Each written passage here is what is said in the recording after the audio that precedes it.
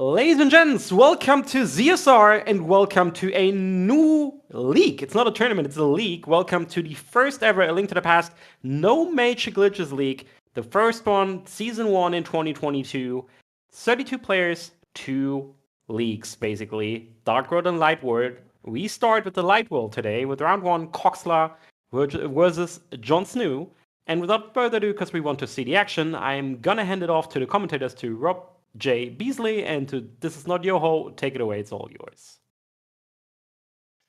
All right, thanks, Tresco. So yeah, this is a new league. This is actually the first match that's happening in the league. And the way that the league works is there's going to be 4 weeks of Swiss. There's 2 different groups. There's the Light World and the Dark World. And basically they've been sorted by PBs. That's how you get in, know which league you're in, which group you're in. And yeah, just four weeks of Swiss, and whoever wins the Swiss thing gets to put some money to charity. Yep, and this is the very first race of the entire league, so we're going to kick it off here. And yeah, obviously it's Swiss, so everyone's going to be playing 4 rounds. But if the loser today cannot win the Light World, so there's certainly stakes. Oh yeah, definitely.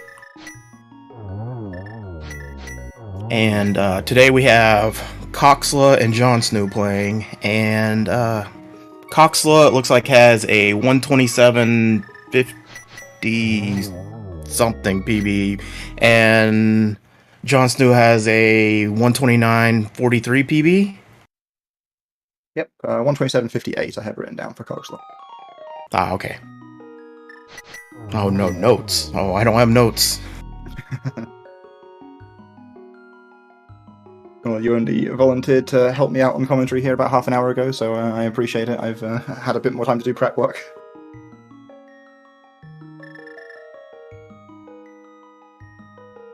Oh yeah, sure. And it looks like we're gonna get started pretty soon here.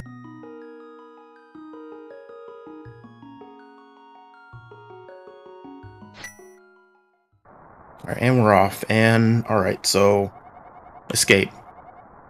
Yep, throw Rob, in it. yeah, how much do you love escape, Rob? Oh yeah, you get to find out if your controller is working early on in the run. It's perfect. Oh yeah, every time I do controller surgery, get into escape, and then I'm like, oh, this is terrible. But I'm already in escape, and I don't really want to do another escape. Yep, luckily our players are only going to be doing 1 escape today, that's for sure. Yeah, so escape is a lot of walking, a lot of pumping.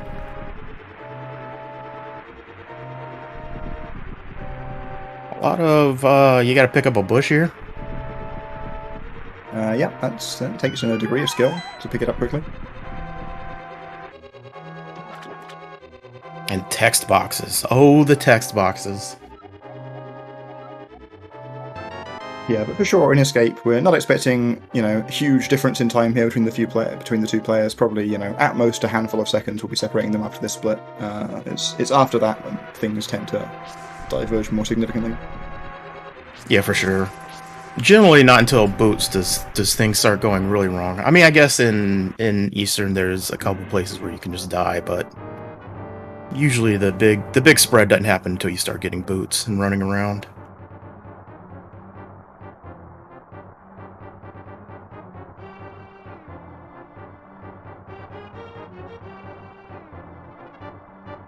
Like Coxla getting the clean guard corridor there, being able to pump all the way down the right-hand wall. Yeah, a lot of this game is about being able to read RNGs. Whenever you play, you don't ever get the same game twice, so sometimes, I mean, I'm still seeing new RNGs, and I've been doing runs for almost 3 years now. Yeah, absolutely. Like, people often complain about RNG and speedruns, but other than like 1 or 2 big parts of this game, most of the RNG in this game is it's actually pretty nice. It's just like things you've got to react to, small differences here, nothing that's going to cost you big seconds, apart from 1 or 2 infamous sections. Yeah, and here for the second key guard, you want to poke him, and then you spin, you release the sword right after you poke, spin him, so you can kill him and get that key. and then you boom the key because that chest is a boom.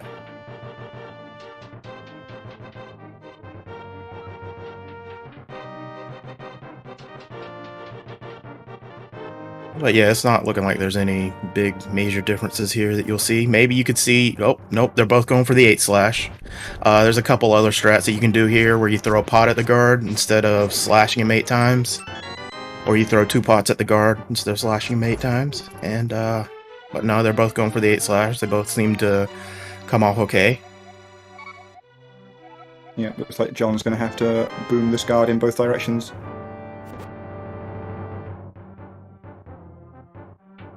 What do you do when the guard's in the way? Do you kill him or do you boom him? I always kill it. Oh, I always boom him and then just pray I don't get the short boom coming back.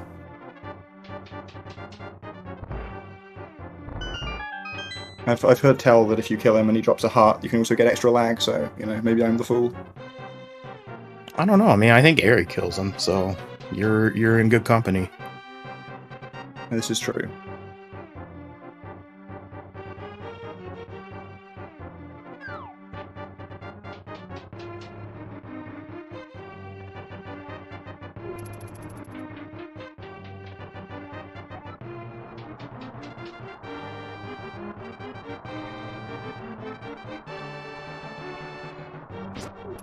Oh, with a fast guard aggro in the guard hall for Coxla.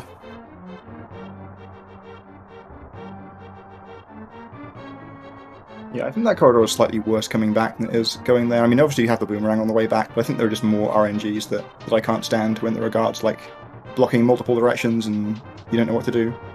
Oh, but the power of the diagonal boomerang. That's where the good stuff is. Yeah, I find that most of my diagonal boomerangs are when I don't want them.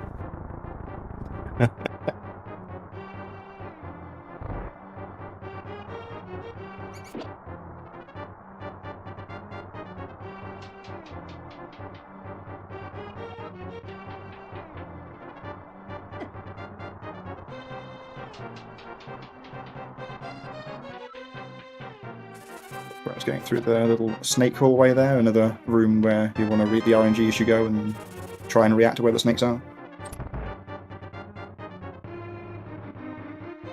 Yeah, for sure. Here's the first place where pumping really matters, because in shallow water, pumping makes a huge difference in your movement compared to just like freestanding or whatever. You're getting maybe a frame every 2 pumps if you're lucky. But in water, you're getting much more value for every pump you do. Yeah, for sure. If you go in the prac hack and like time those rooms with them without pumping, you'll find an actual big difference.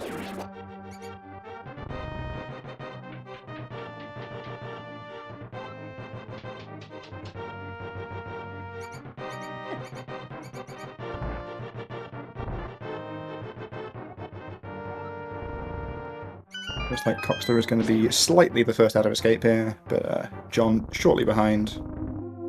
Yeah, 54 versus a 57, it looks like. But 3 seconds isn't a huge deal in the scheme of things. A blue ball from Aga, the big RNG in the beginning of the run, is 6 seconds per blue ball. Sometimes 12 seconds if you get enough.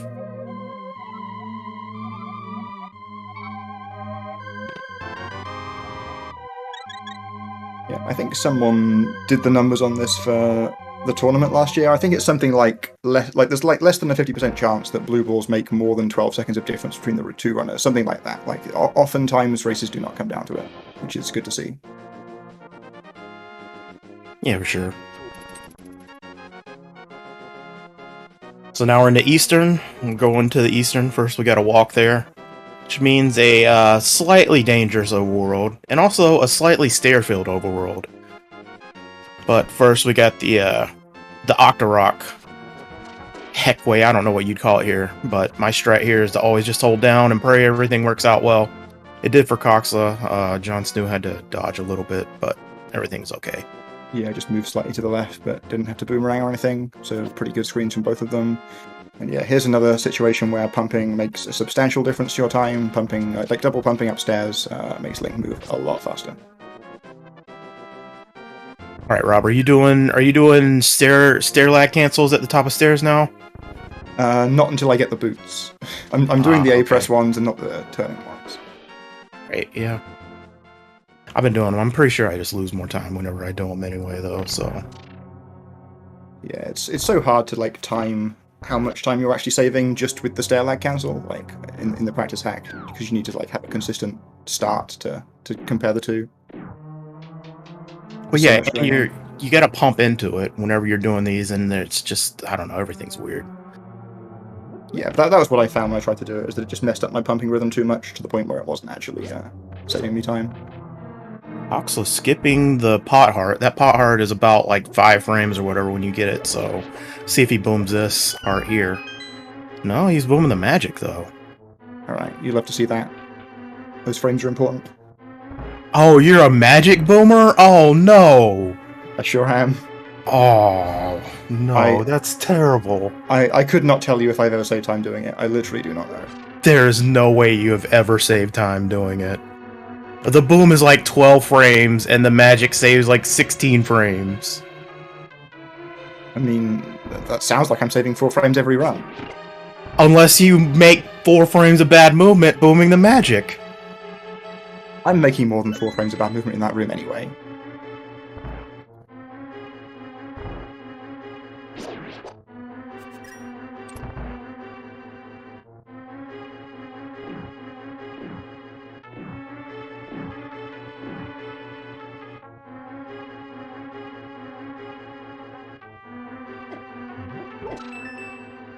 Right, looks like both runners getting pretty good damage boosts there to get an early Eastern Palace big key. Yeah, for sure. Looks like John's was slightly better. He didn't get knocked down as much, so... Moved slightly ahead. Saved some frames here.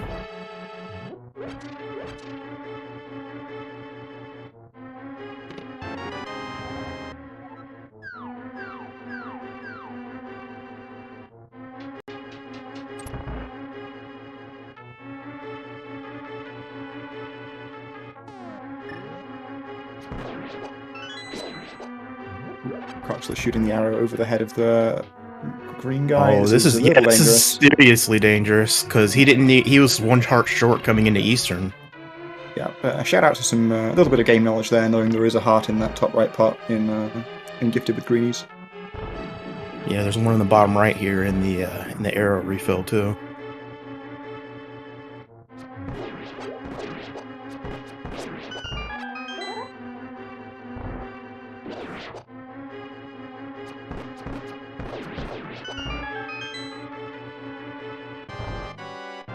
It's been a pretty nice Eastern Palace here from John.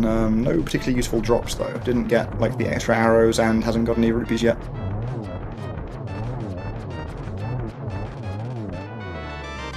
One for the wall there too. Man, 1 rupee, 3 arrows. You gotta feel bad about it. Yeah, it doesn't seem great. We've got 5 rupees and 6 arrows on Cox's side. Is a little more comfortable. Yeah, you get 20 free arrows going through desert just through your travels, but 26 is much more comfortable fighting land mode than 23 to me, at least. Yeah, for sure. And 5 of those arrows are not exactly free. That pod is not super fast, but yeah, almost everybody grabs it every time.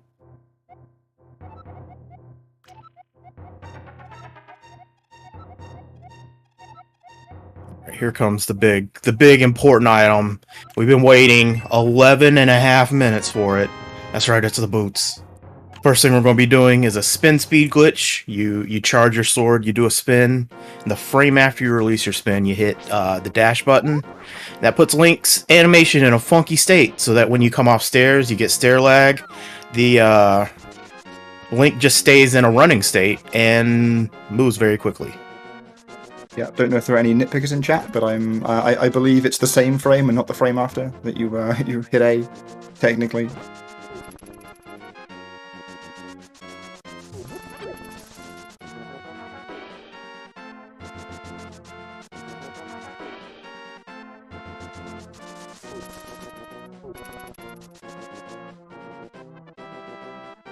We're going to see library spin speed on John's side. Oh yeah. Oh, we're going to see library spin speed on Cox's side too. Alright, this this is yeah, one of the least beneficial spin speeds that you can go for in the game. It does not save a whole ton of time, but I go for it because I'm bad at the other strat anyway. Your strat's just dashing. Oh, I do the other strat. I play this game so safe.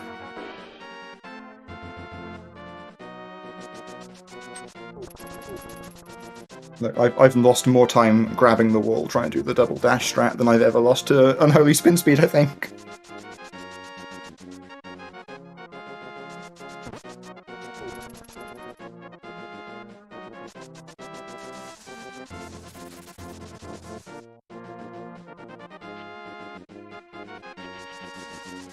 Coxla going for the menu to book there to help line up not dashing through the water.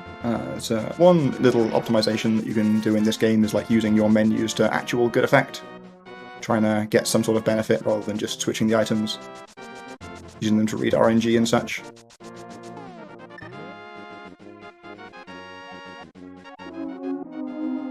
Yep, and now we're in the desert. What do you say about desert? I don't know. I don't mind it. I mean, Lamo is terrible, obviously. Just an impossible boss fight. Yeah, for sure.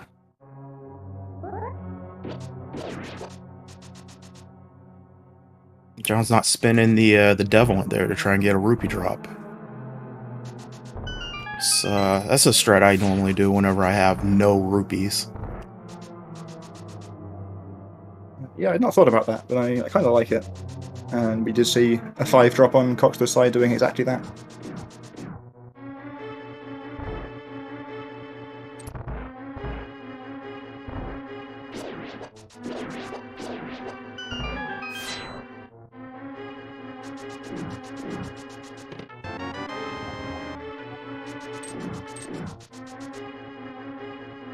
Yeah, I didn't even think about it. This is still kind of a range where you might still be doing Saha rupees.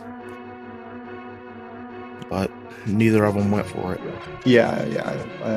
I forgot to actually check. I did like do a quick flick through their PBs for like what safeties they got and when they did their chores and stuff. But I did actually forget to check. So how versus 3 rupees.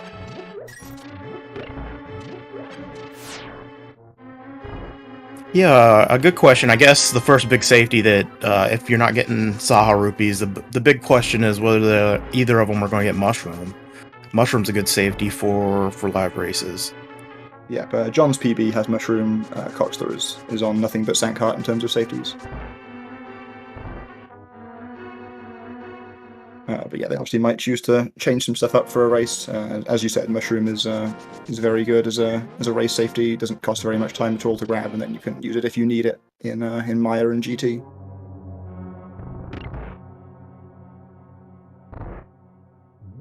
Yeah. The fake powder or whatever that you do with the mushroom costs a lot, but at that point you're just trying to live, so it's worth the time loss. Yeah, exactly. And even if you grab the mushroom, you're not like committed to the fake powders. If you've got enough health, you can just skip them.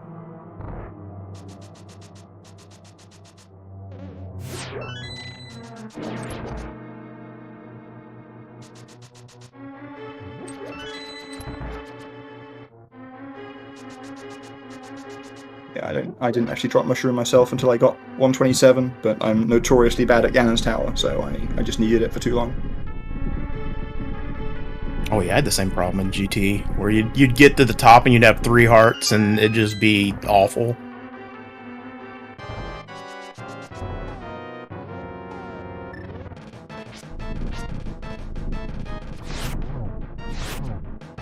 Here comes the Lambo fight.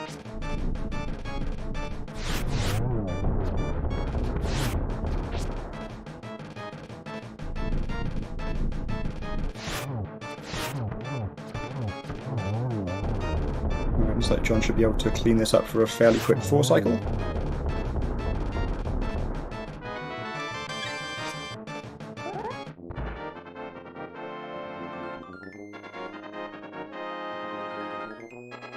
Pretty unfortunate hop there. Oh no, you hate to see it. These worms do not want to get shot.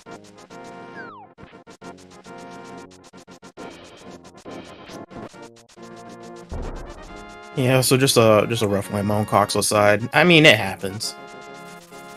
Yeah, for sure. I find, especially if the fight goes wrong early on, it's just so easy for it to snowball.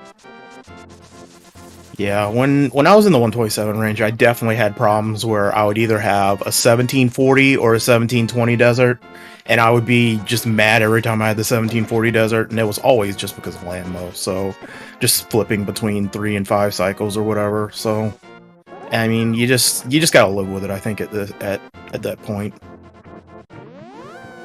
Yeah, for sure. Like Lambo is definitely the biggest source of variance in times, like up to this point of the run by far.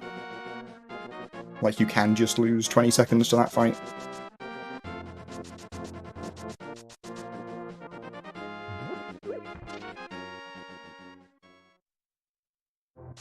And both players getting the fake flipper glitch. That is basically the only place where you can end up soft locking in the run. There's one very, very, very rare soft lock where you can get hit and out of bounds on Death Mountain, but I think I've only seen that once.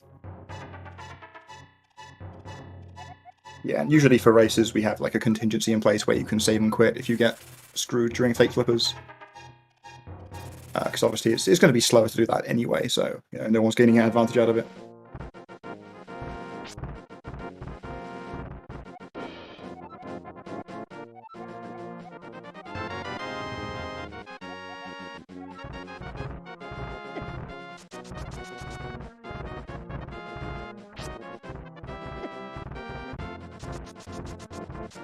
John just bailing on the spin speed. Yeah, got a couple of nasty boulders there, and yeah, choosing not to spend any more time going for it. Gonna grab it on these second stairs. Right down to 3 hearts for the hair entry.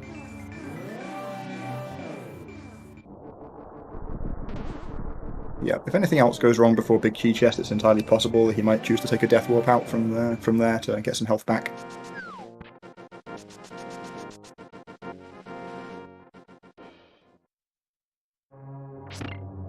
Yeah, a couple good mold arms here can just smack you for fun. If you're not paying enough attention, you can just get hit by a freaking tile in the tile room. Oh yeah, for sure, we've all done it. Do you think they're going to see pop spin speed from either of these two runners? I don't know. I don't know if anyone else is ready for that kind of strat.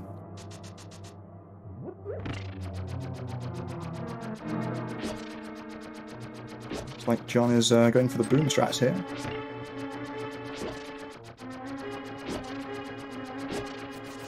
I think he's pretty far back. Oh, okay, it worked out. Thought normally you wind up a little bit farther to the right, but I guess it worked out for him. Yeah, got the item dash. Doesn't get his coffee break though. Has to sit here and actually fend off the tiles.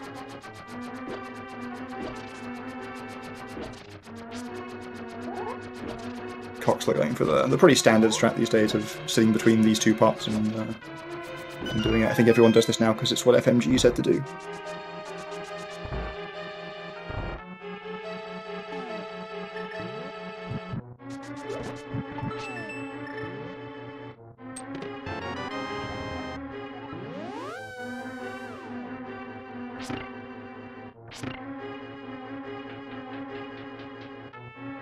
Yeah, John didn't take any more hits, so deciding he has enough health for a climb here.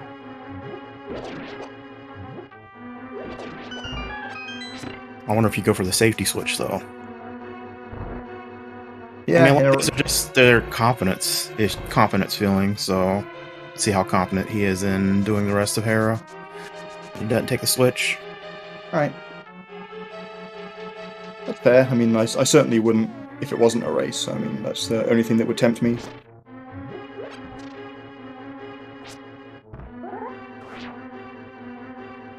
But when you haven't got access to the reset button, it might be better to play it a bit more safe. Yeah, he went for the heart pot in Petting Zoo. Yeah, that's fine. And is at least going to have a hit to give here against Molon. Ooh, Oh, Coxla Coxla down the missing. pit. Yeah. That's rough.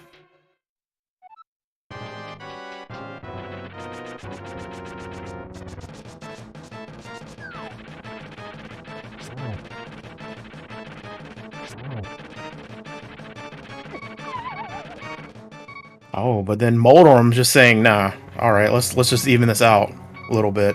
Yeah, only half a heart coming back up the stairs for the refight here too is a little scary.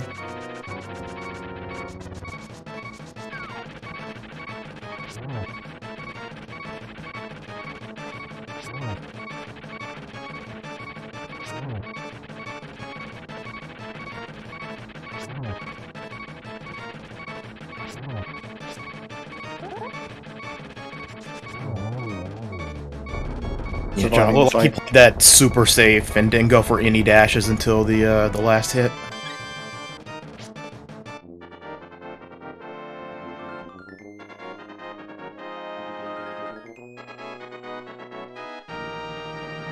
Yeah, but ultimately alive and well here out of Hera. And we're gonna see the fight now from Coxla.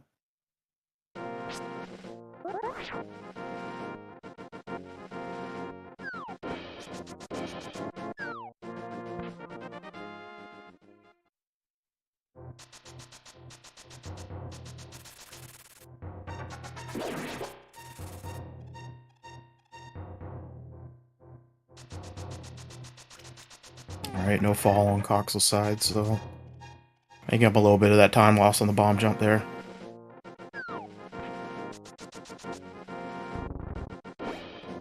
Yeah, here come the 3 rupees on John's side. If you kill... He's still 3 short.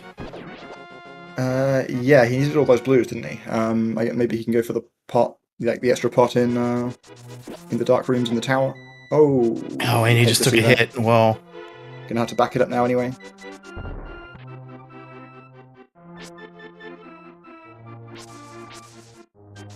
But yeah, if you kill 4 or more enemies and then pull a tree, you can get some blues. If you do it without taking damage, you can get some reds, which is why being hit by that bird there is pretty unfortunate for John. Gonna have to do some extra killing to farm an additional pull now for the 80 rupees that we need to get into pod.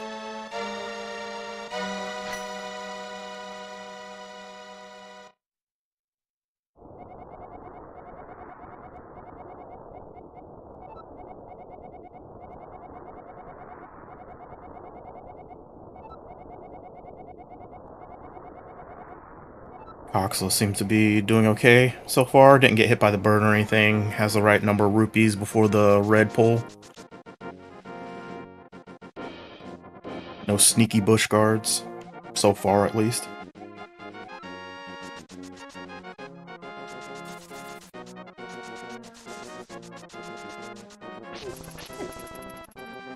There's his bush guard. Yeah, but at this point, he was already just done on the tree pull, so now he's on to the next one. Yeah, John looks like is foregoing the mushroom here. Yeah, killing the guards on that screen means that yeah, an additional tree pull is the backup of choice here. Got to be careful not to get hit by these guards now. Yeah, he can't take a hit if he wants to get the tier 3 tree pull, which is the red rupees.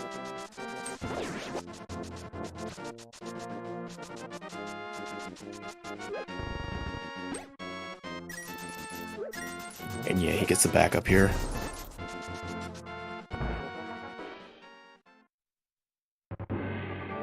Meanwhile, Coxla has done his pull and everything went okay.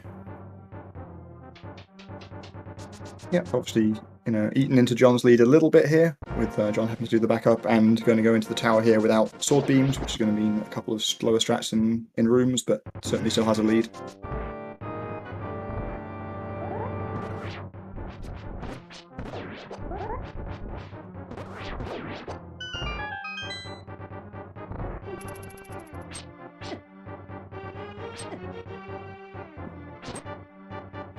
For the slash and dash, yeah, the slash and dash is friggin'... Like, they just don't let you get the dash off. Sometimes you just gotta kill them and hope for the best, and that is not the best. Got both drops there. So normally you want to dash kill those guards, because you're wanting to save that prize pack until you get into TR, and get a fairy and get your magic refill. Yeah, when you dash through an enemy, it never drops anything. So you can, yeah, like we do the strat there, which you just saw from Coxla's side, to preserve those drops until Turtle Rock. With both drops there, I mean, it's possible that, like, if you get a drop on, like, you might get the magic on Hammer Jump Bridge, at which point maybe you can just try and wrap the price pack around for another fairy. Yeah, I've seen that happen before, getting the fairy and double pokies and TR. Yeah, like, pokies drop can drop 3 items each, so you can certainly get through the price pack very quickly.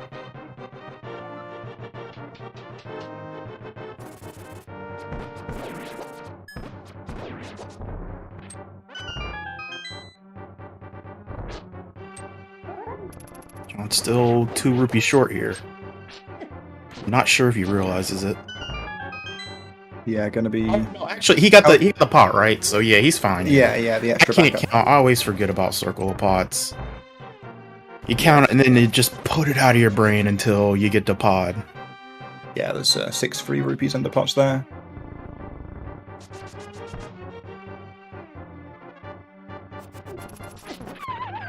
What did I say about diagonal booms?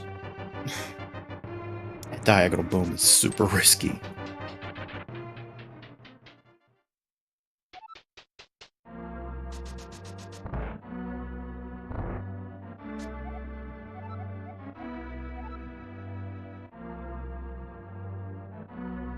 And now, here comes the big RNG portion. Yep, it's okay, we saw a diagonal boom fail on Coxla's side as well. Cursed strat that it is.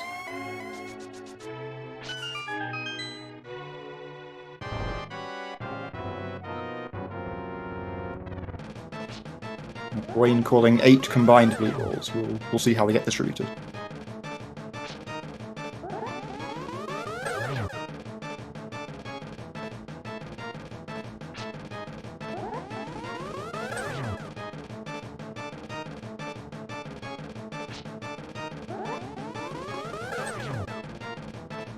Yeah, 3 for 3 so far on John's side. It's pretty good going.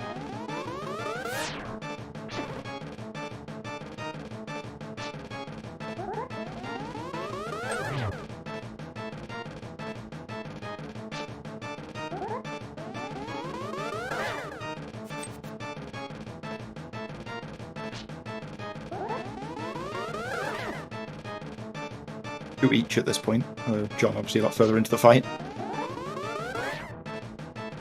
Alright, going to be a 3.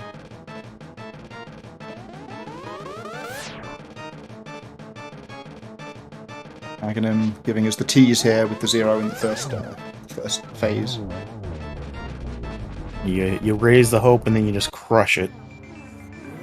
Always feels terrible. 3 already on Coxla's side too. Is this, yeah, still got to win another coin flip here to keep it at 3, I think.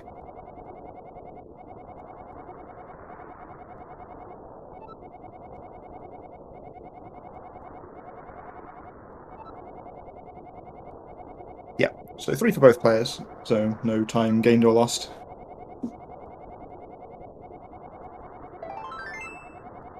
And now we can finally start playing the game.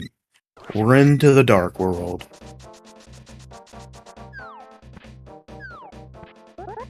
Yeah, we're done with the tutorial now. The game can let us play for real.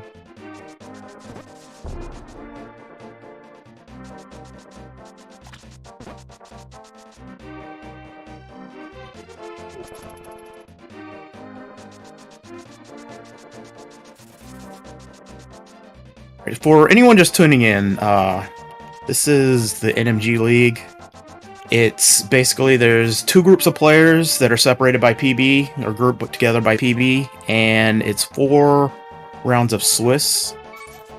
And the winner, or the top placer, or whatever, who has the best record at the end of each group, gets to designate some money for charity.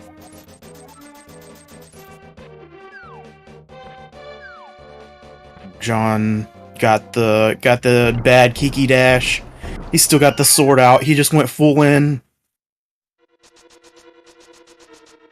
Yeah, but Coxla had a bonk on the screen after Pyramid as well, so not great overworlds from either player here, but hopefully the dungeon itself can go better.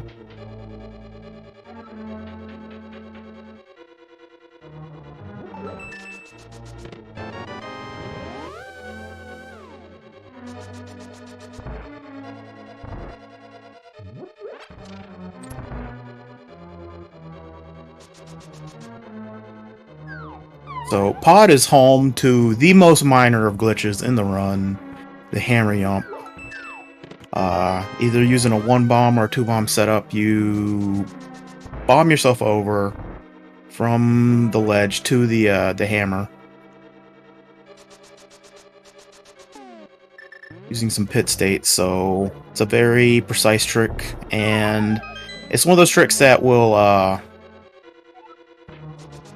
can potentially lose you time because you're using menu buffers normally to be able to get on the right pixel.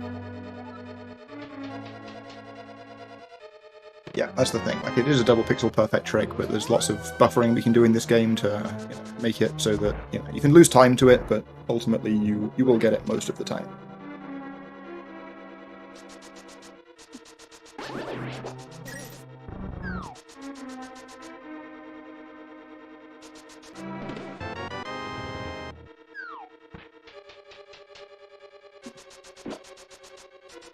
We did see John accidentally waste an extra bomb, dropping down to where the big key was, so we're going to have to be conscious of that, make sure that he picks up an extra one somewhere.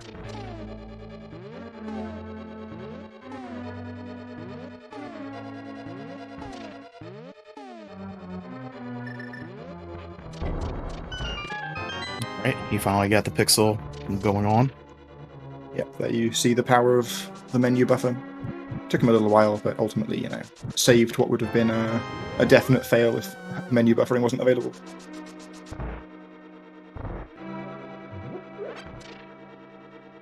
While Cox was doing 2-pot there. The big thing about 2-pot is if you do sword buffers or whatever, you lose time for the bomb to be able to cook or whatever for you doing sword buffers.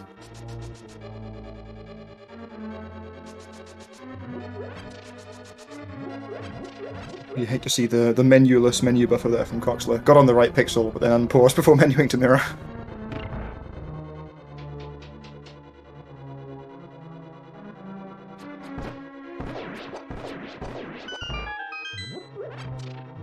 Alright, nice mimic kill there from John. Had exactly the 4 arrows required, so had to get it right. Then chose to pick up the pots to... Well, he definitely had to get 1 to be able to shoot the statue, but... Yeah, very true.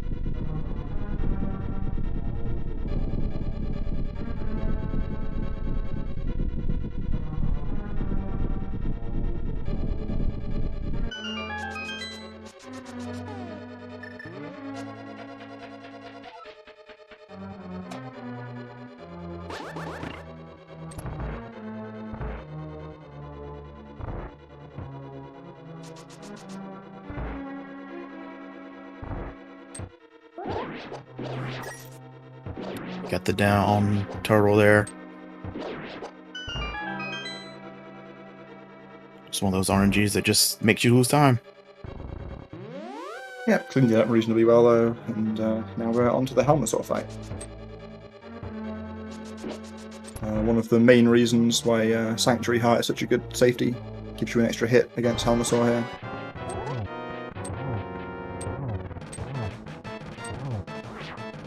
Yeah, with Sanctuary Heart, you have 7 here. Each hit, any hit from Helmasaur to you does 2 hearts of damage, so you get an extra hit by having Sanctuary.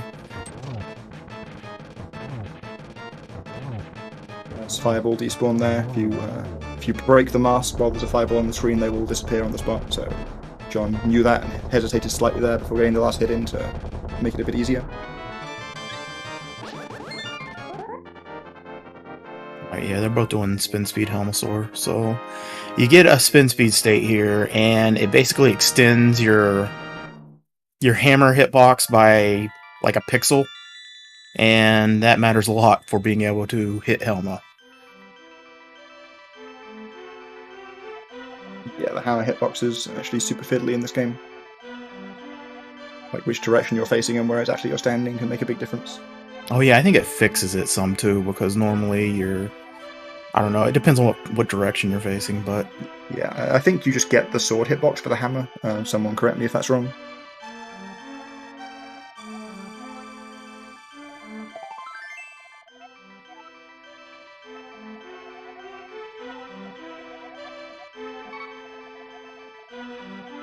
Yeah, the dashing hitbox, which I think might be the same as like the poke hitbox if you just hold your sword out, but I'm not certain.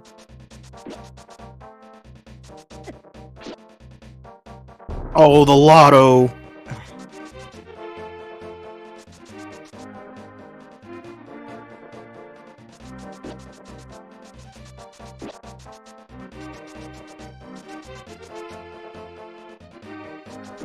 Yeah, there's a few enemies in the game where you can just you just get hit if you try and dash through them and things go wrong.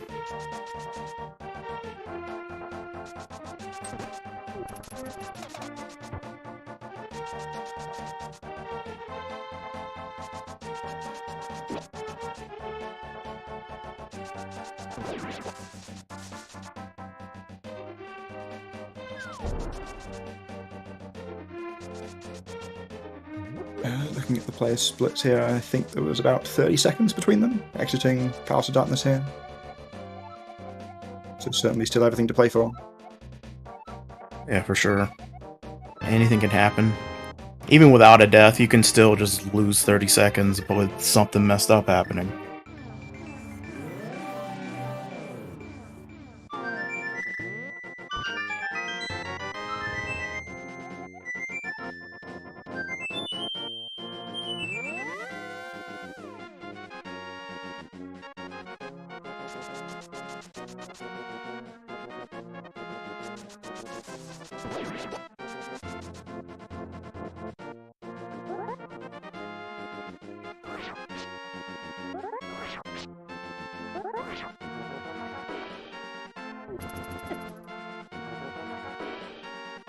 I'm getting sniped by Usain Bolt there. He's so fast. But yeah, that's rough. It's, you gotta be very specific on how you do your spin speed or whatever, and not get hit. You're trying to manip the guard downward. Oh, Coxla didn't actually do the manip either. Normally, like, you wanna, when you're in spin speed, you wanna touch that white flower that's, like, right to the left of where you start your spin speed. And then normally that brings the guard down enough to, so that you won't hit him. Or he won't hit you. Yeah, I'm not sure I've ever seen the blue guard that just hit Coxla hit somebody. I guess that was because he bonked previously, so it, like, alerted the guards.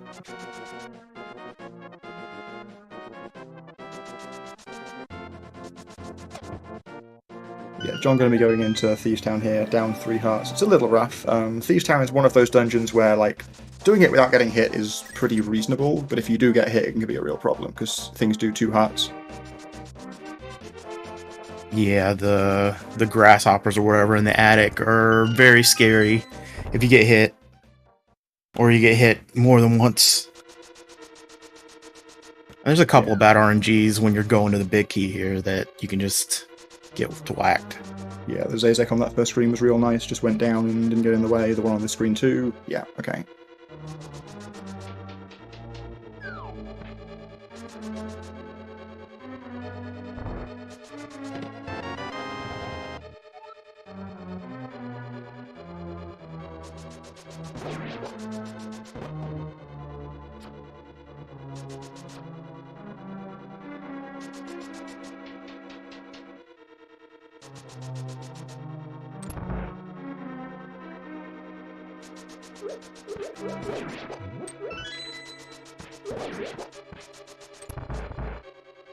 John not going for the backup part there. I guess could also grab it before fighting blind if you're in a worse condition at that point.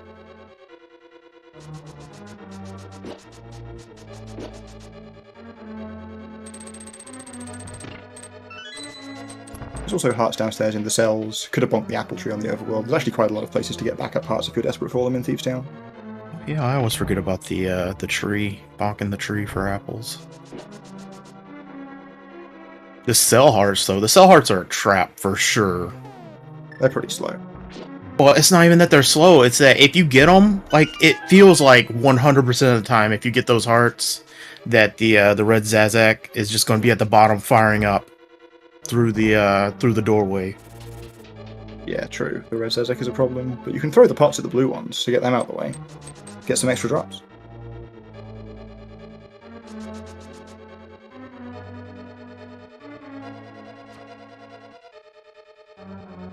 I'm actually not sure where either of these players are in terms of the miscellaneous prize pack for for bombs and arrows. Well, yeah, I haven't been paying that much attention either on it. Most of the time, I don't pay any attention until I get into here anyway.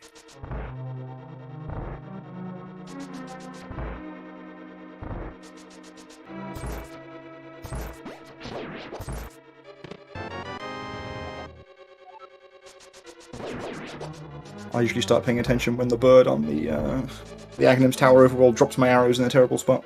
Oh yeah, I mean, I pay attention there, and then I just forget for, you know, we got like, it feels like a million years between that and the next time it matters. Yeah, Coxla just got a magic from the Zazek there, so it might be bomb next for him. That could be useful.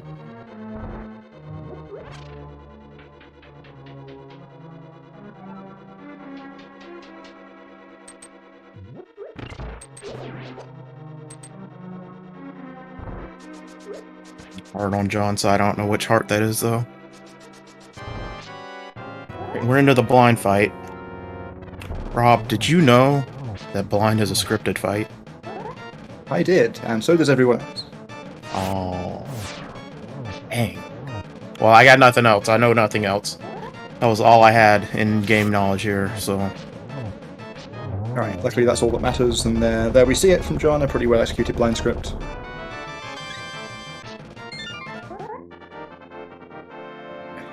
Yeah, apologies chat, I did not prepare a trivia question.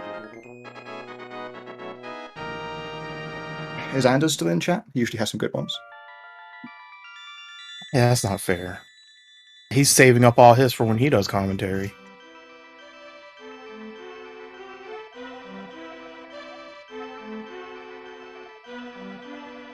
Alright, here's your trivia question, chat. Who's the boss of Thieves Town?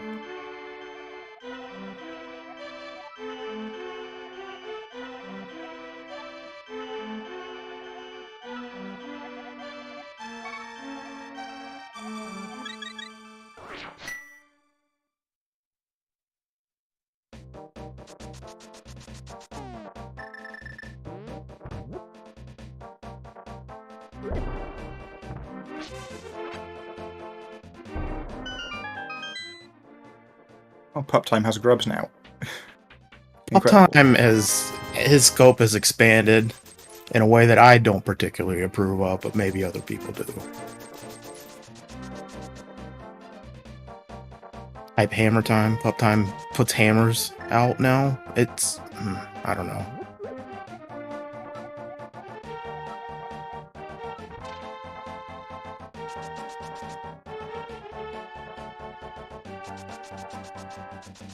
Alright, so here in the Skullwood split, we're doing a lot of shopping. We're getting money for getting our flippers.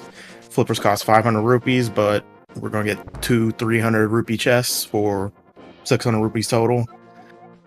And then we're getting our Tempered Sword. Tempered Sword is a great sword.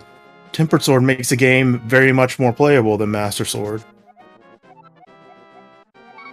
Yep, more playable Yeah. to the point where it's worth the time investment we spend to get it here.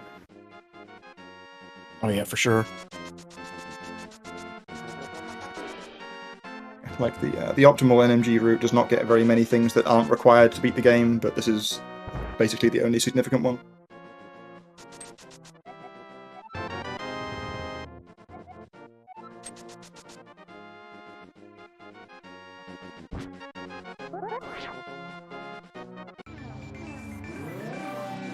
I'm going to take the over on 0.5 fence dashes. Let's see if I'm right.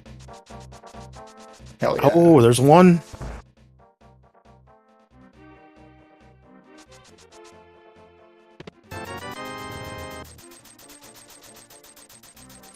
There's Cox's side. He also goes for the spin speed exiting. Yep, so you want to move exactly one frame to the left before dashing up here, and you get smoothly past the fence. Oh, one.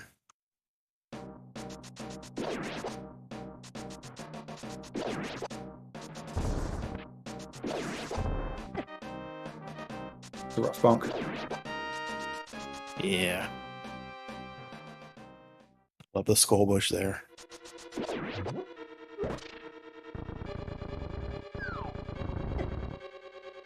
He's getting bullied. He's down to 2 hearts.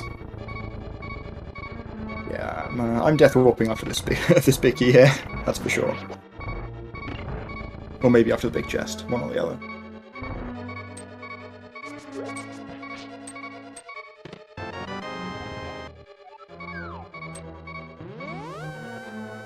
Looks like John is a braver man than me. Gonna take the mirror here.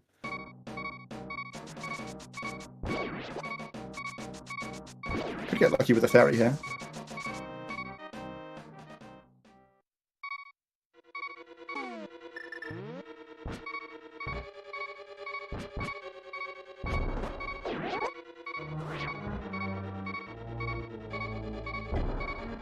Yeah, giving up on that first attempt of the bomb jump there. Couldn't afford for it to go wrong.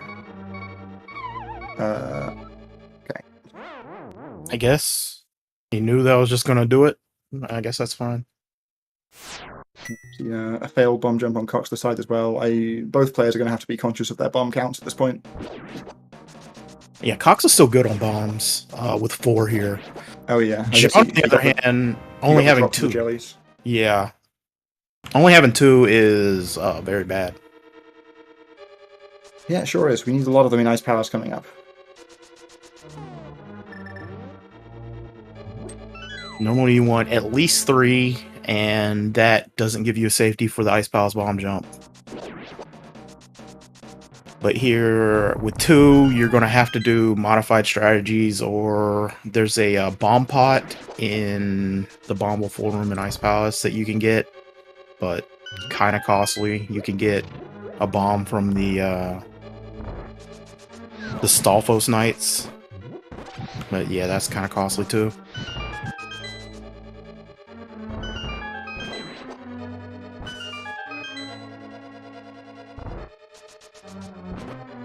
Yeah, for sure. And we've seen the deficit here get cut pretty significantly over the course of this split. Coxla is now right on John's tail.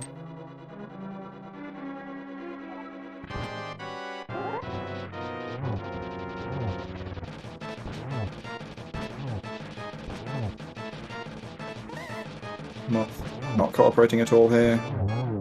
There we go. Finally came off the spikes.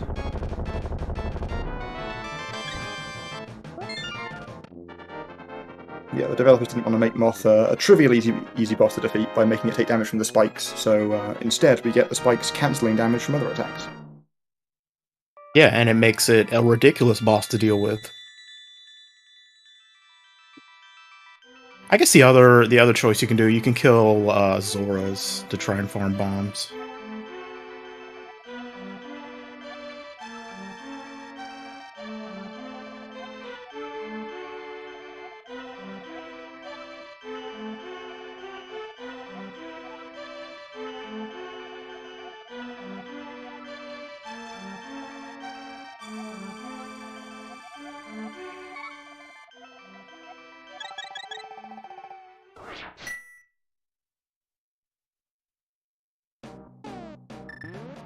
Yeah, that was a 5109 split there on John's side. Looks like a 5117 there, so just 8 seconds between them now, having had a 30-second lead for John after Palace of Darkness. Yeah, just a really rough Skullwoods. Really rough Mummy Sasha room. And then I think the death that's like 10 to 14 seconds or something based on the cutscene that you get. Not exactly sure on the timing.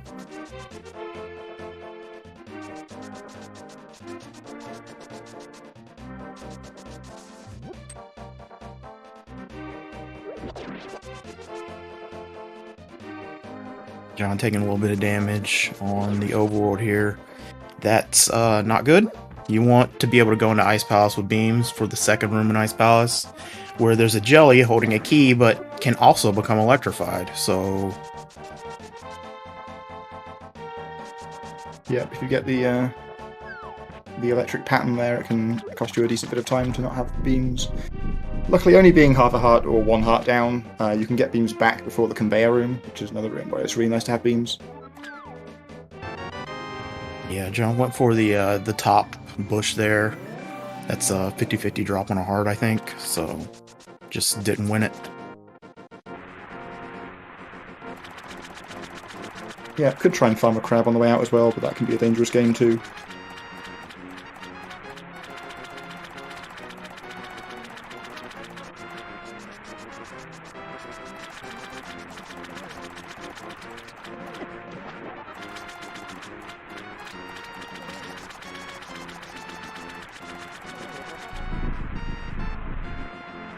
Luckily, getting shot there ain't gonna be too bad because you're already down half a heart, so you're still looking for one recovery heart.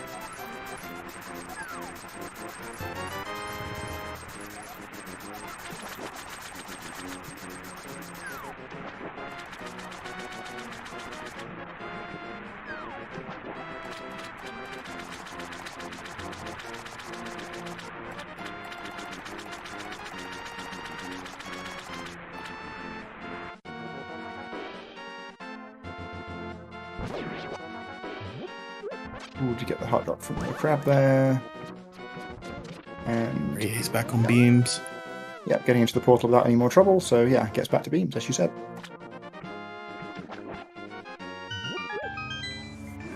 Meanwhile, Coxla, who already had enough bombs, gets another bomb because of bad RNG. Yep, bomb rich over there.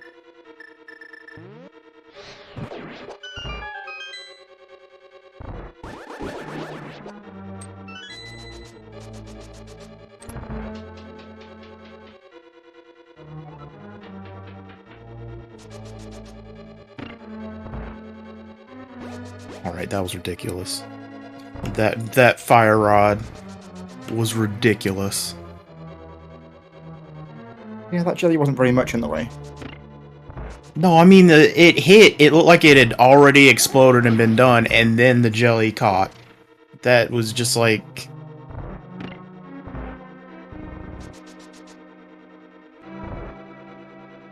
Yeah, nothing weird ever happens with fire rod splash damage, not in this game. Not at all. Alright, John's going for the one bomb. Yeah, makes sense. See if he chooses to grab here. No, okay. Gonna do it with the one. I have no idea if John has the hover in his pocket here as a backup. Yeah, I don't either. Who knows? No, never mind. Oh, He's he's got the just hover in his straight pocket hovering, as a primary alright. strat. As a primary strat, yeah, okay, that solves that problem. Who needs bombs? Just letting us know.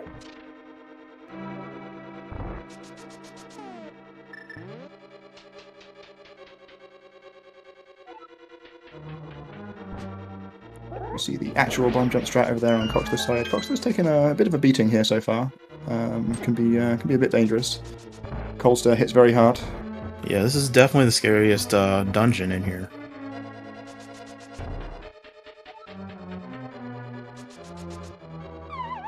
Right, Coxla can at least take the damage boost through this spike and still be able to take one hit from the puffs.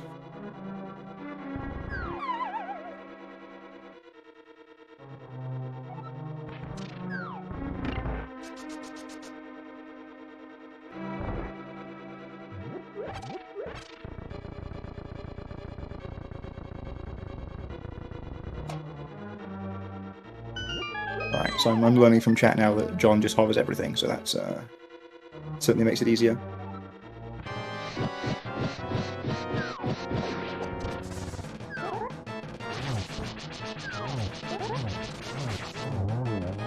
Really nice double poke there.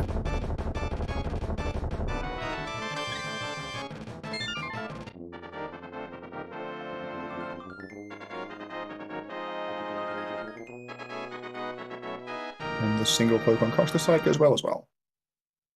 Yeah, it was interesting what he did with the fire rod shots. Where he basically kept diagonaling. It seemed like he was trying to waste a little bit of time so that you don't get that empty fire rod shot.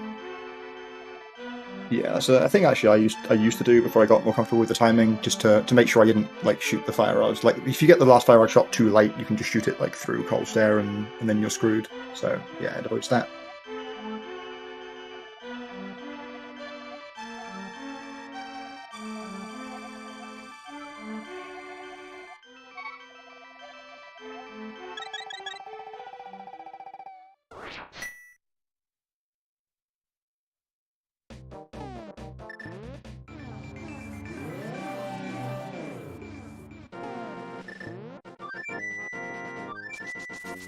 According to my the bird! dash.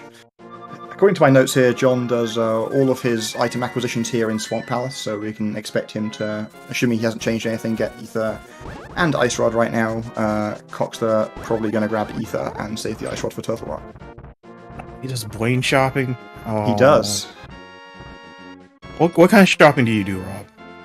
All in Maya. Alright, so you do boomer shopping. Yeah. I just like my hook climb too much.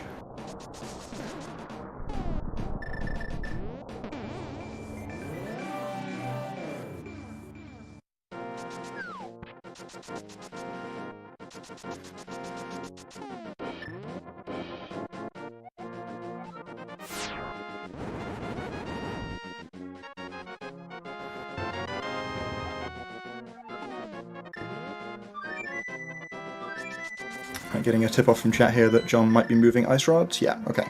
So I expect both of them will be doing the same route here. Alright. Both doing good shopping, that's great. And we can both tell, where they are in the race. Yeah, that's helpful for sure.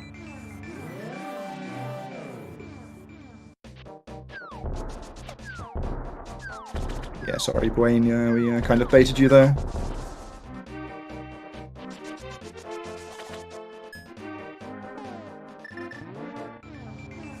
I don't know if anyone does the real gamer shopping, where you get Ether in Maya and Ice Rod in Turtle Rock, the technically optimal.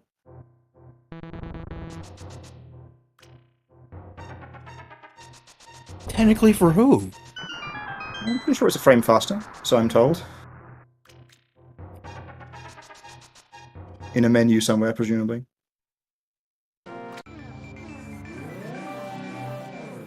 First thing I think of is the menu from Ether to Fire Rod, and there you go.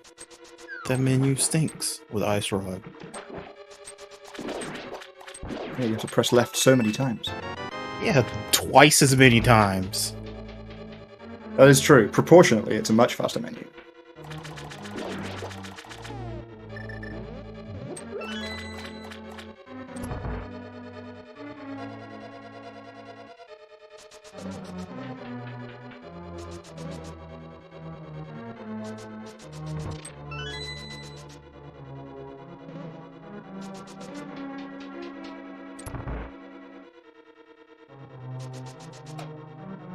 And yeah, the Ice Palaces there did very little to change the lead here. It looks like it's still John by a handful of seconds.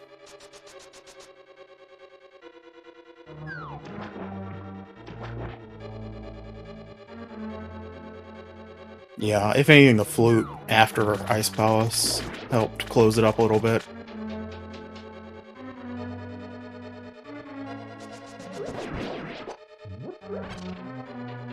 Oh, the arrow drop in Swamp.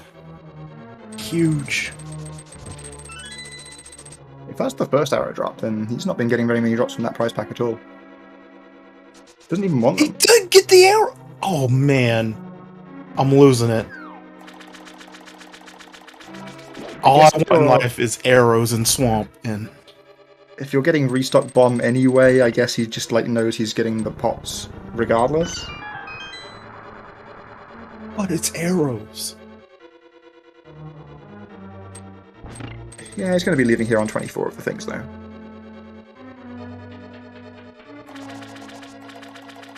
Coxla getting a little bit hasty there with the switch. Gotta make sure you've pressed it all the way before you can run away.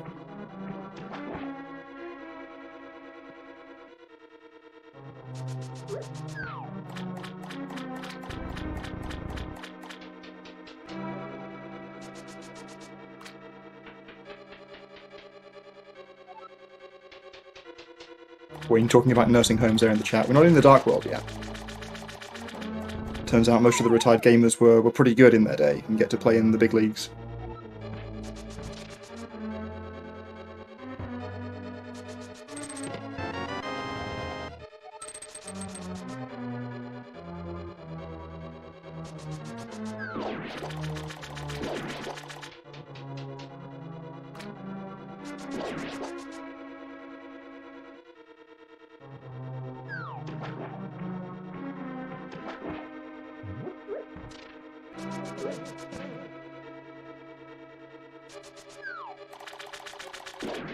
Well, it seems like Swamp hasn't gone too bad for either player so far.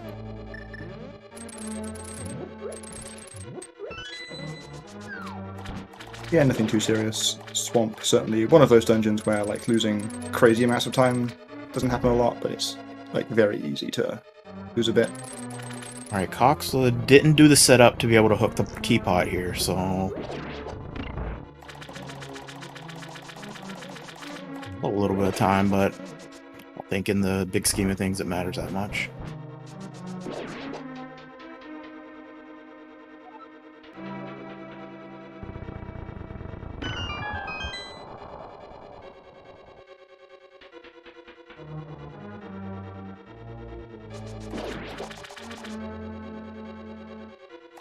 So grabbing the wall there, that's one each now, in terms of wall grabs.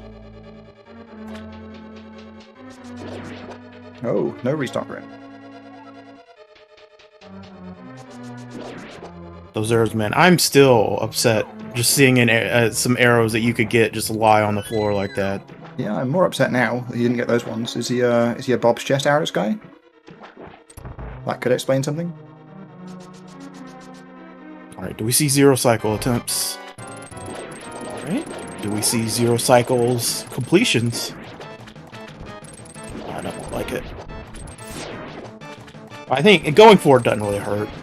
As long as you clean up the pus before the swirl is finished.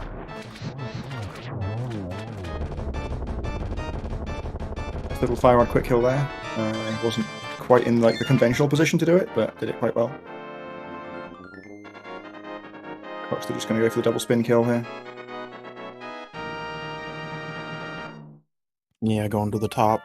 I don't think that actually helps. I think Hoda posted a video comparison showing that top spin doesn't really help, but still one of those popular Link to the Past myths.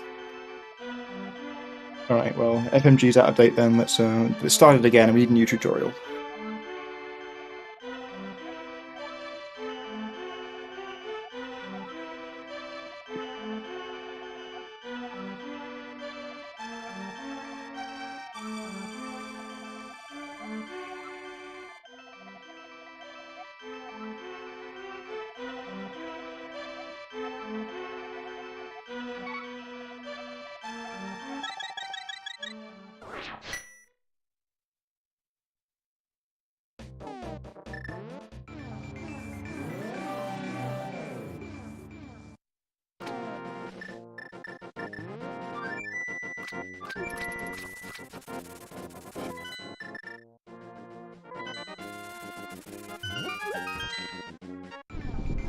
So around 17 seconds difference? 17 seconds, yeah. Looks like the John has opened up the lead again ever so slightly.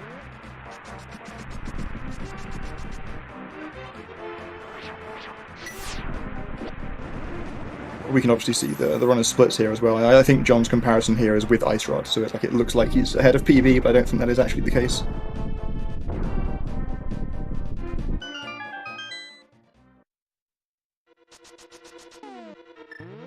I mean, this is still a pretty good pace for him.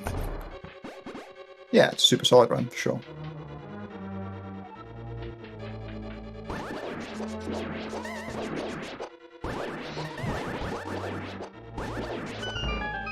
I mean, I don't know where his time save is either. This obviously could still be a PB from this point. Ooh, Coxla going in the pit. Oh no.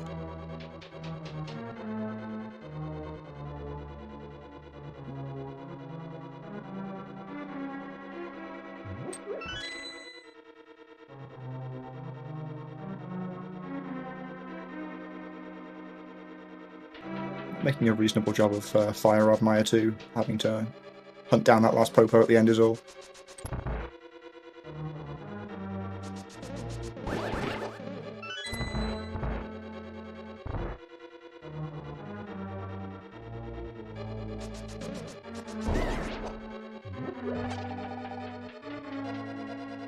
Scared with where that bomb was.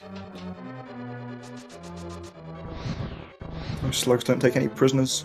We need all the health we can get in Misery Maya. Yeah, I touched a Wizrobe in the weekly yesterday, and I hated everything in my life for the rest of the split. Mm-hmm.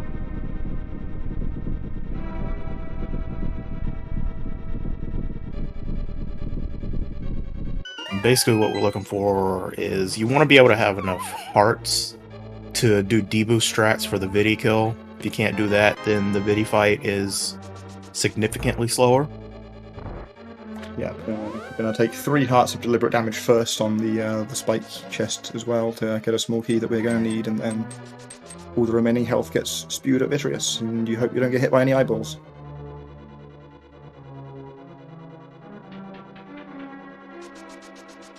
We are going to see Spark Gamble here. Unfortunately, the Fire Snake, yeah, got in the way doubly so.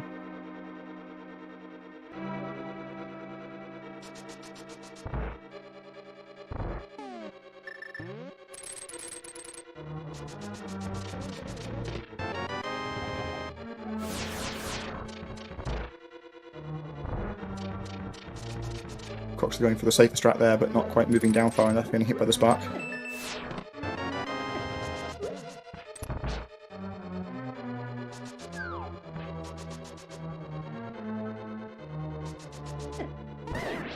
Ooh. Oh no! Speaking of Wizrobes and the heart and the pot despawned.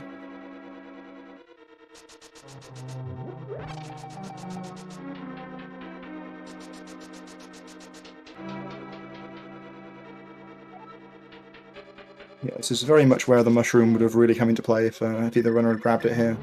Being able to take powder before Vitreous. Your magic's already low at the end of this dungeon because you gotta use it. Yeah, John did actually grab the extra full magic pot there. I don't think it was necessary. I could have missed something. I think it's one of those things, if you hit a Wizrobe, you're just... you can't be held accountable for your actions afterwards. Because your brain's just like, oh, what do I do, what do I do, what do I do, what do I do, what do I do?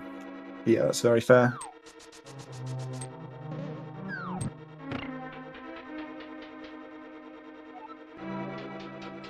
Alright, successfully pulling off all the spookies at least. Ooh. Alright, this is going to have to be a very safe Vitreous fight now. Let's see from this. Coxla running into trouble in Spooky 2, luckily has all the bombs in the world, as discussed before.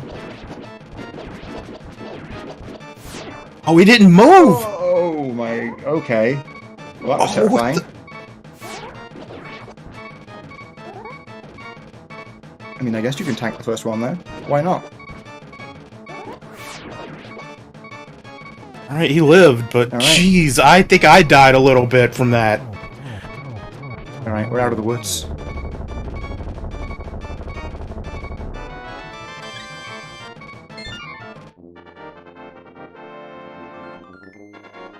And yeah, after the spooky mishap, Coxla is now into the Vitreous fight and should be able to do the fast version.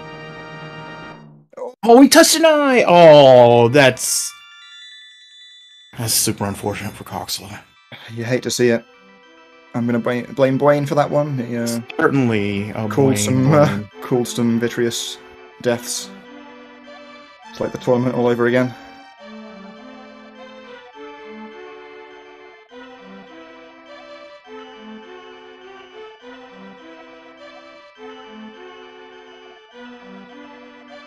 Well, it did not give you very many hearts coming back in. Oh, and there's the Wizrobe as well. Yeah, I think he touched a Wizrobe. He touched 2 Wizrobes there.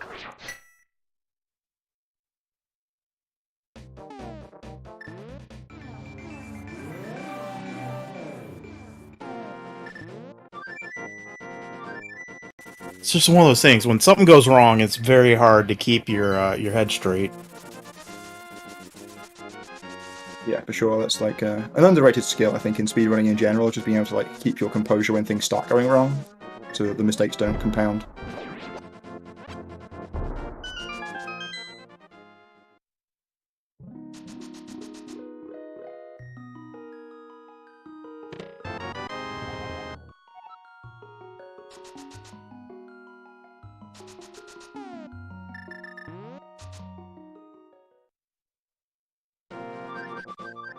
Alright, meanwhile, John's got his new ice rod in Turtle Rock, and yeah, the race is obviously now his to lose, just needs to play it nice and clean from here on in.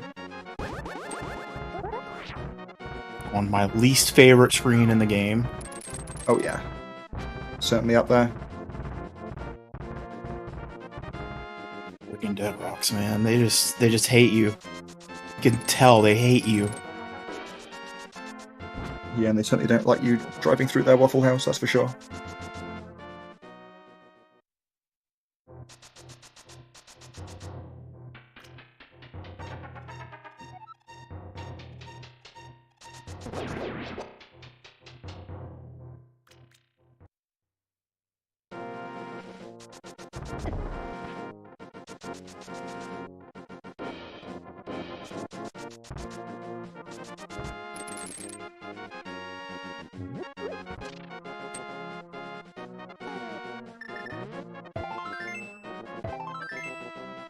Get the hook speed either.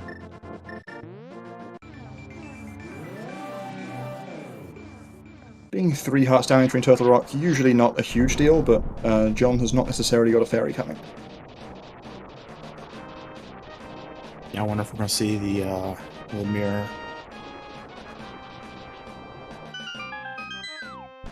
Meanwhile, Coxla has dealt with Vitreous second try.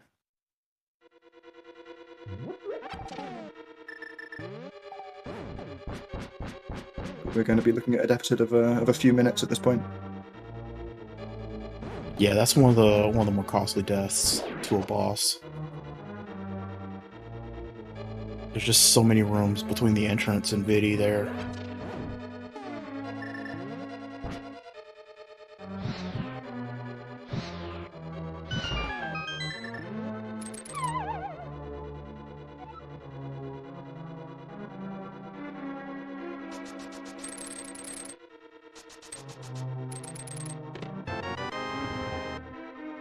John is still going for it here. Oh, okay, going to do for the hookshot strats. I'm not sure if this is even faster than the mirror. I haven't really compared them carefully.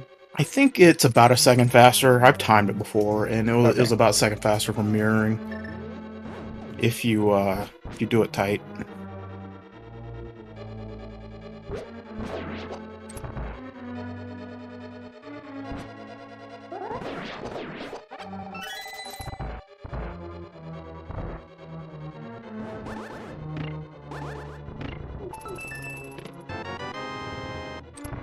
Alright, no chomps mishaps.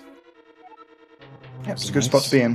When the fairy's not coming, you wanna not get hit by the hard-hitting enemies here. The chomps and the pokies can do a real number on you.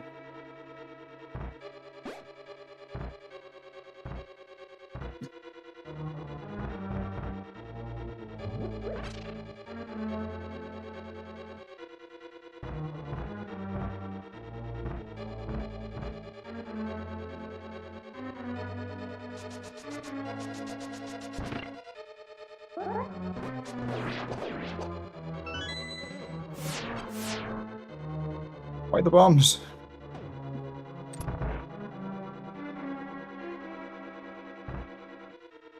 I guess he just knew he needed a bomb, and he was just like, okay, well, just get 8.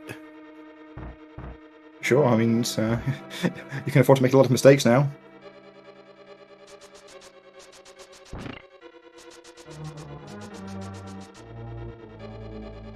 Yeah, maybe he's doing a New Game Plus run after this.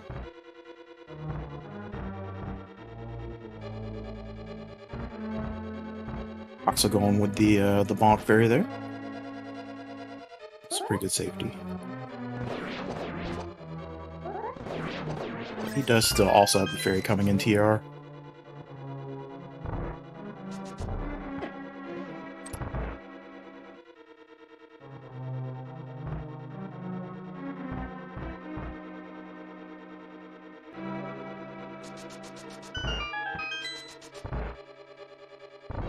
Right, John also getting the 10 arrows there, so making full use of the Poke Price back.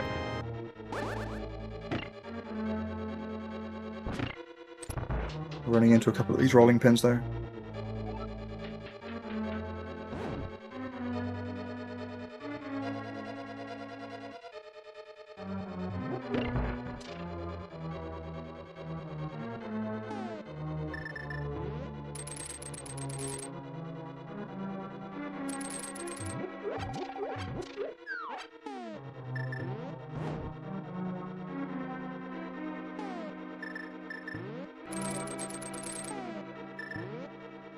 John playing a very safe room here.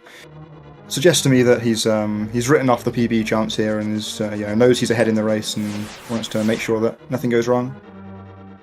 Yeah, just trying to not die in this where, I mean, everything is going to hit for like 4 hearts, so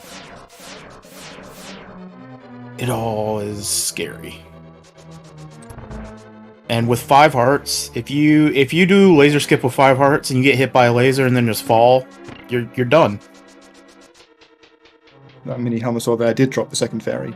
We did successfully wrap the prize pack all the way around in the end.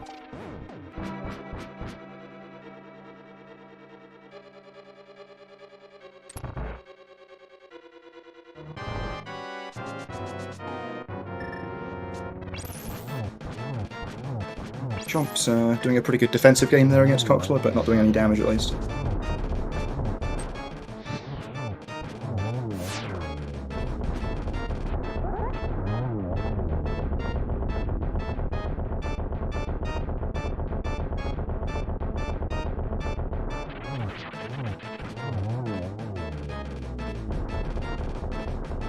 Yeah, a nice, easy Trinex kill there for John.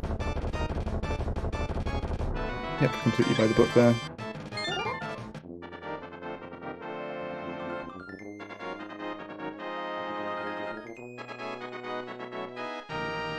I feel it looks like Coxla was going for the beam down safety strat there, but I think he missed the beam. I'm not quite sure. I don't do that strat, so I'm not exactly sure how that's supposed to go.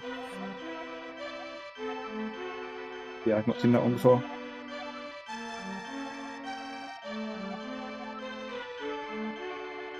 I think it's a strat where you're supposed to beam the skull or whatever and knock it down, and then you can spin the pokey.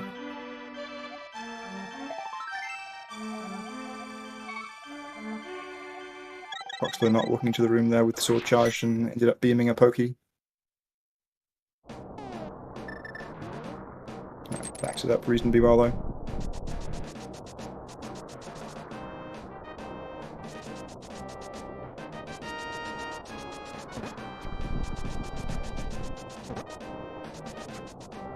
John, meanwhile, onto the Gammons Tower split.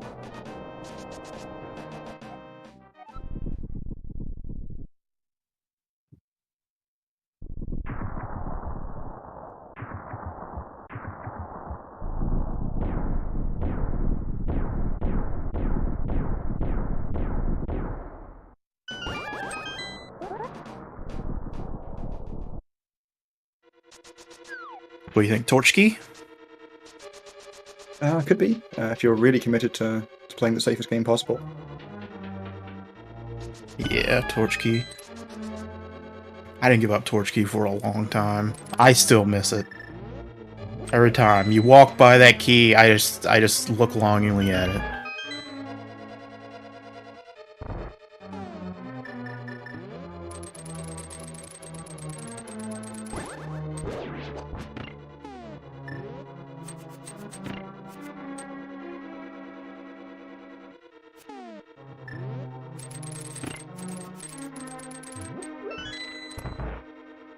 So getting a little bit beaten up by the pokey there. We don't want to see any more boss deaths, please.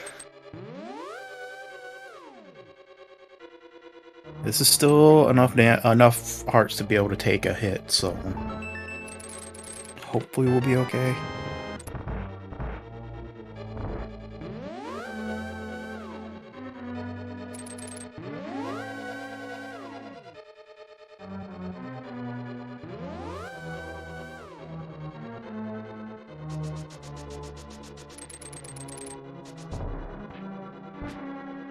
There's that hit.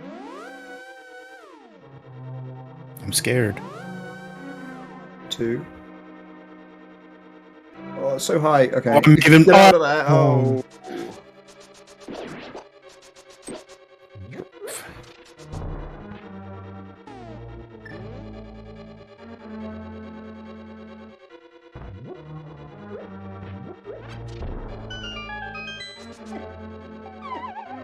John missing the rhythm or whatever on the bombable floor, so the anti-fairy's just right there staring at you. Yeah, Yeah, that happens. This is a rough one because you got to be able to make up your magic now. Yeah, there's a few parts during the climb, but they're a little out of the way, and you need to know where they are.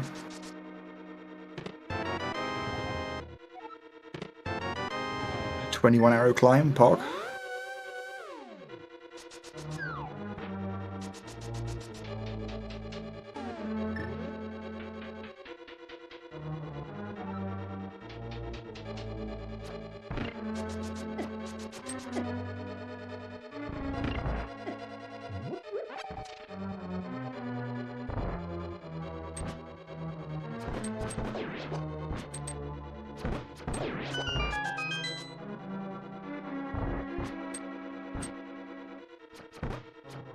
Oh, was that a frame roll? I think that was a frame rule. That's great.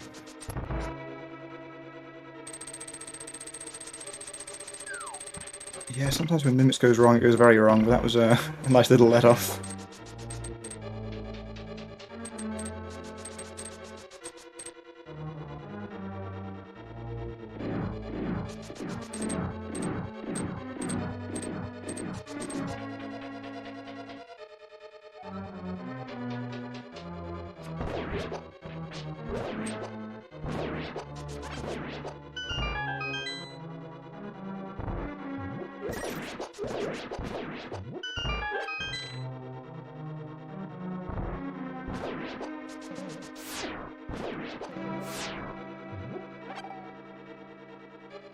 Magic drop in the top right is kind of tempting here. Especially if you're getting out the fire rod. Oh no. Okay, we can't shoot too many there. Calm down. That was a lot of fire rod shots. Definitely spinning to win or something else for Lambo. I think you're down to 3 shots here with the fire rod.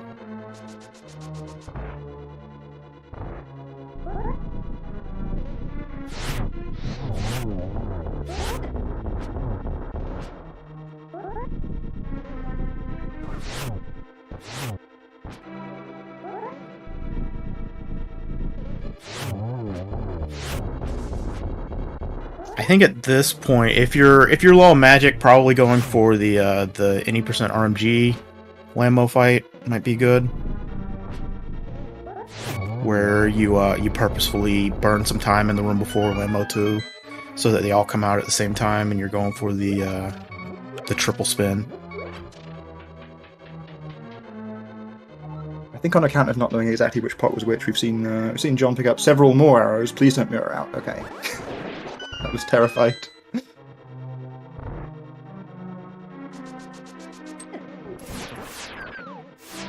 4 hearts here. Oh, 3 hearts. Wizrobes do 4 hearts of damage. Oh god, that was so close. Right, love those heart pickups. Eye beam does 4 hearts of damage. There's a lot still that can hurt you pretty badly. And also a lot of things that can just kind of chip damage you. Yeah, at this point we're already dropping into Ganon with pretty low health no matter what. Actually, the last thing that can really go wrong at this point is getting stuck in the Ganon death loop.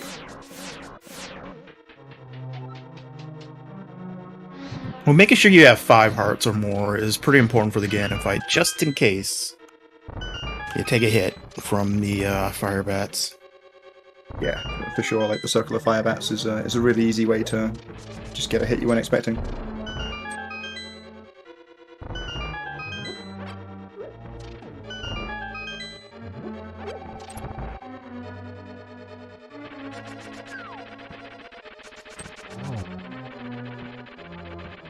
I'm still in the hover here. All right. Yeah. Chat did promise me John would hover everything. He's not let me down.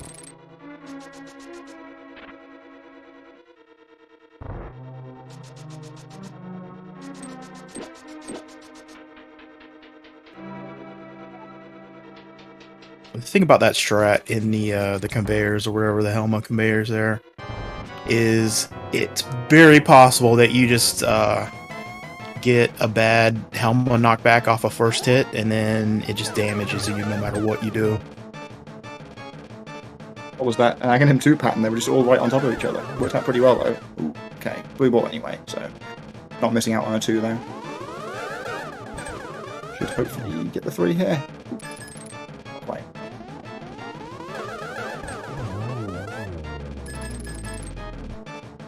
Well, 4 cycles, more than good enough for our purposes here. No Clipe. Probably for the best. Yeah, John successfully electing not to get disqualified at this late stage.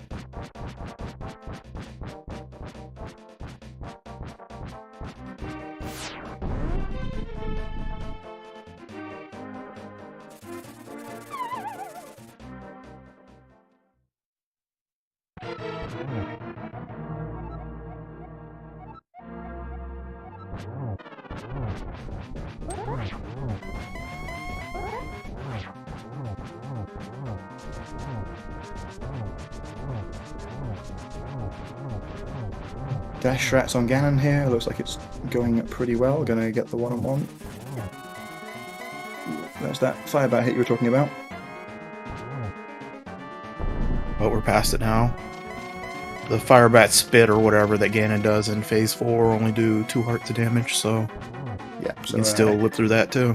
yeah, exactly. A hit to give at this point. Looks like it's going to be lamp torch glitch for maximum safety.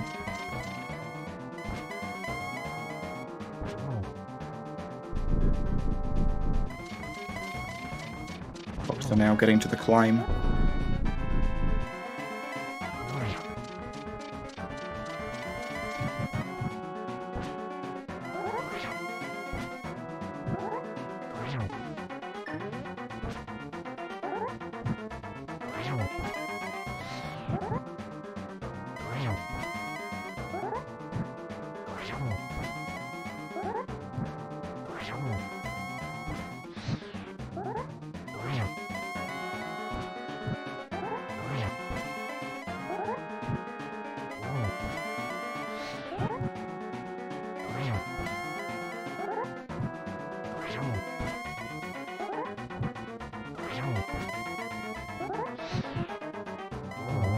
Alright, that is 12 silverless spins delivered to Ganon, and yeah, Jon Snuu going to be our winner here. Yeah, get your GGs in chat for Jon Snuu.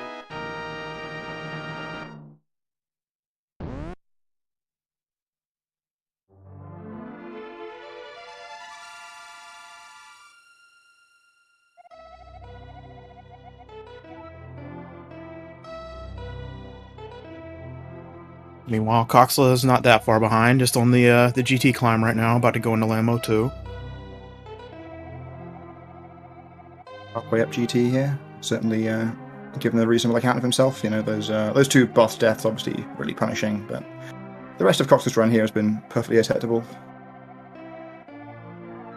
Just happens sometimes. Well, yeah, for sure. It was definitely a good race, just a couple of unfortunate boss deaths.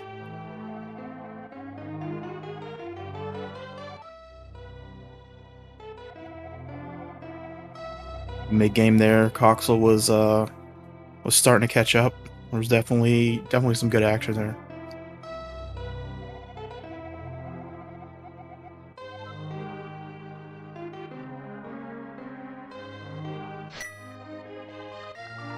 Oh no, Foos the bridge got him. Yeah, when that bridge goes wrong, and all the guys just gang up on you and poke you on the way down.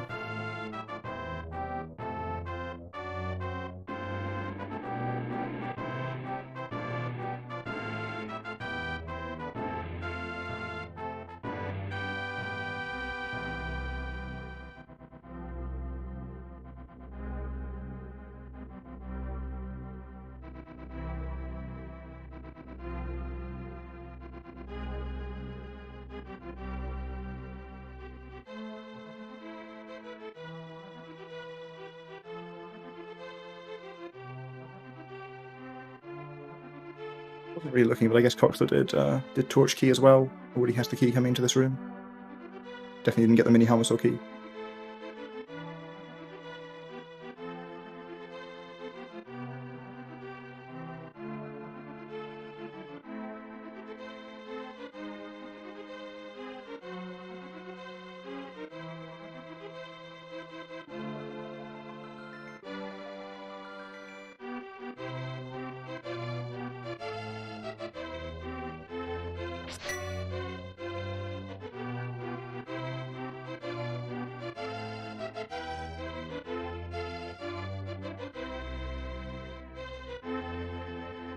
Agatu fight.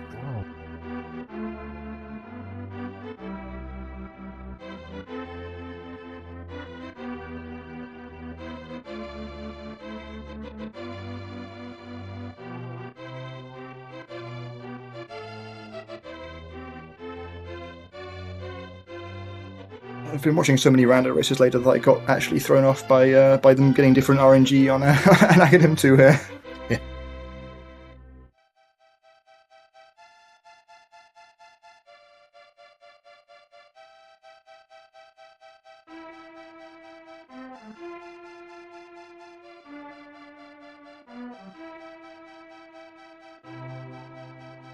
Looks like John is joining us. GG's. Hey, GG's. Congratulations.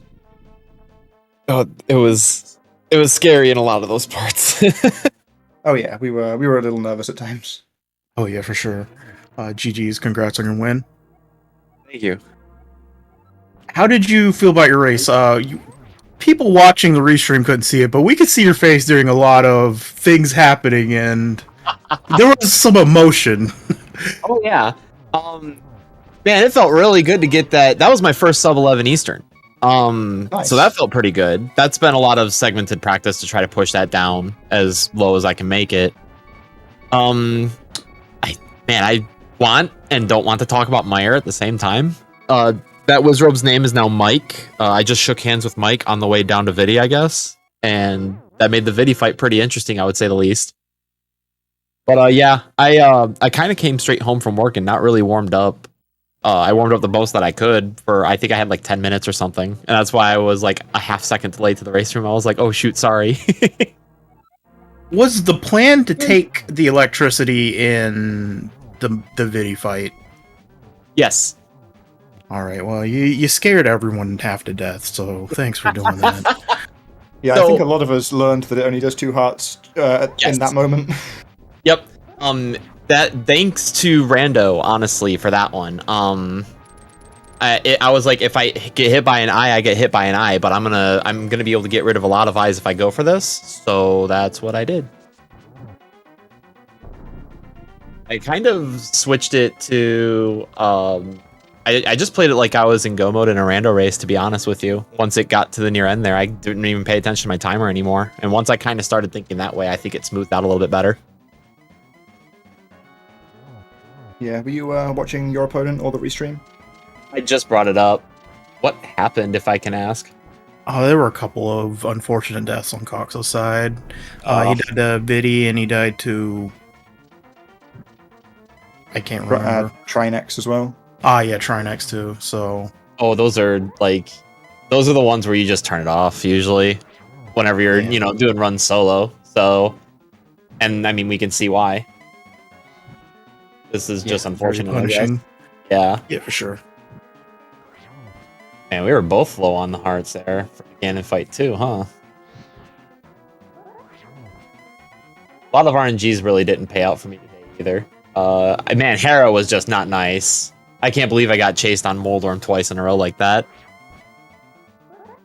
But I mean, I can at the same time. Yeah, Harris between you guys it was pretty, I don't know, there was some fairness there because you got knocked off by Moldorm, but Coxla missed the bomb jump, so kind of even out.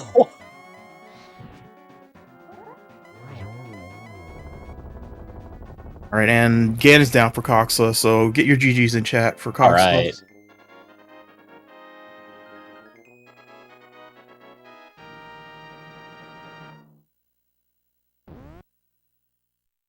Yeah, Coxla coming across that bridge here with a 1:37.33 according to race time, which just goes to show that anything can happen in this game.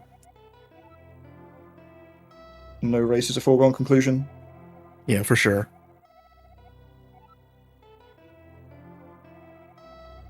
Great job sticking in it and finishing out, even though you had the 2 deaths there. That's definitely a rough one to be able to get through mentally. Well, the thing about it too, right, is that because I was kind of ready for it too if it did happen. It's like you gotta play it like it is a race, right? You're not racing as a PB. You're not trying to, you're not trying to PB here. You're trying to just win matches. So it's more so about that race time room and not about your splits. Yeah, for sure.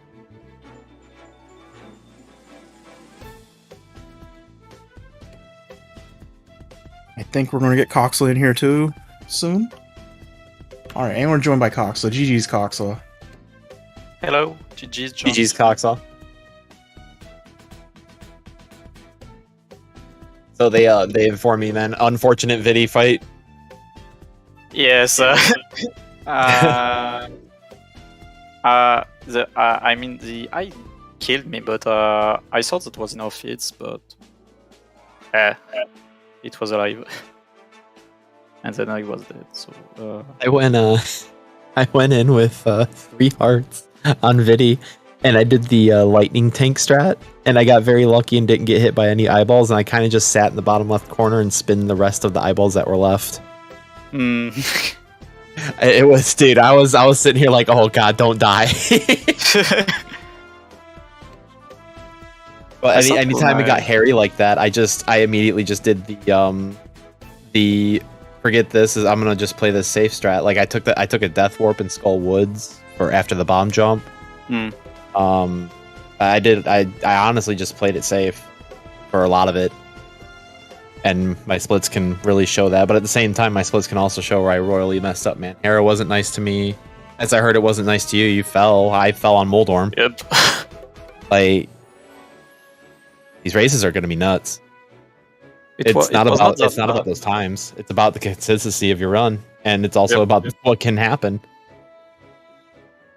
Yeah, I was watching the restream at the same time, and that was fun up to Vitreous, who were kinda close. So that looked cool, but well, then I died on Vitreous, and then Trinex, and then Ganon, and then more or less I lost more or less everywhere. So Yeah, definitely the mid game. You guys were closing the gap. The gap was definitely closing. John was a little bit ahead, but you were definitely bringing it back. You guys were in the same room, I think, at certain points, so it was getting there. It's just unfortunate that boss deaths happened in this game for sure. But yeah, that means Coxla, you're moving to 0-1. We don't know what your matchup's going to be next week, and John, you're moving to 1-0. You're going to get a 1-0 matchup for the Swiss next week. So I don't know, how are you guys feeling? I hope I get Aaron or Vex. I know that they're matched up. That's the one I want. I don't care who wins between those two. I just want one of those two. That'd be fun.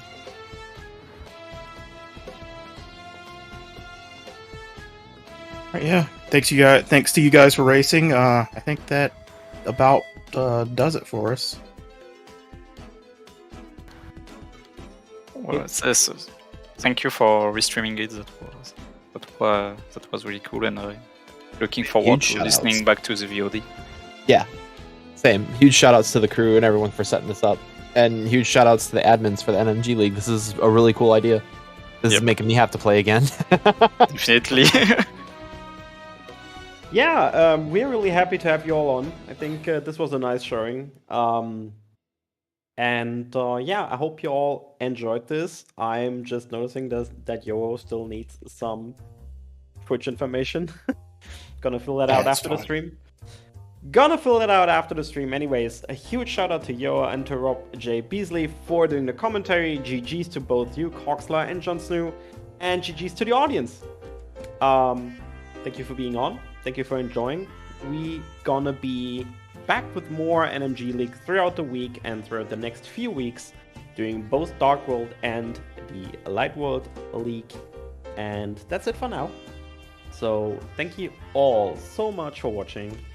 And we're gonna raid over to our second channel, which apparently I can't type. To our second channel where there is some rando. Actually, I wanted to go over, but they are both currently finishing up Ganon. So Say they're both on phase 4 right now. That's insanely close. that's really, that's something. Yeah, what is? Oh my gosh, I'm sorry. just gonna raid over there because it's fun. So thank you all for watching. Take it easy. Bye bye.